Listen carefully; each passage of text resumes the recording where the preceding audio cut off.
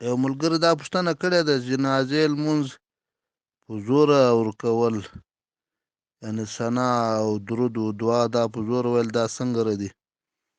یو ځای داسې جنازه وه چې دا یې په زوره ویل. د دې مسئلې جواب داسې ده چې د احنافو په نسب باندې په دې کې افضله دا ده سوکه به یې وایي.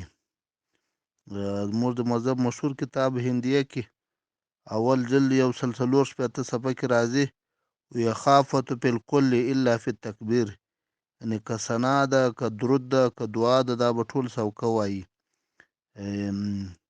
او مفتي کفایت الله صاحب رحمت الله علیه کفایت المفتي 4 جلد 1 صفحه کې داسې فرمایي چې داسې جنازه کوه که یې دا په زوره دعا ویله یا ثنا.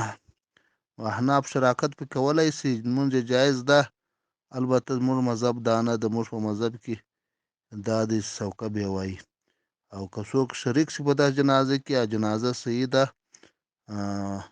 شراکت کولی شي.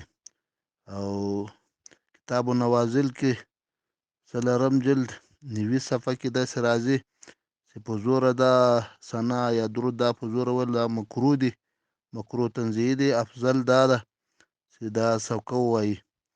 وبالله توفیق.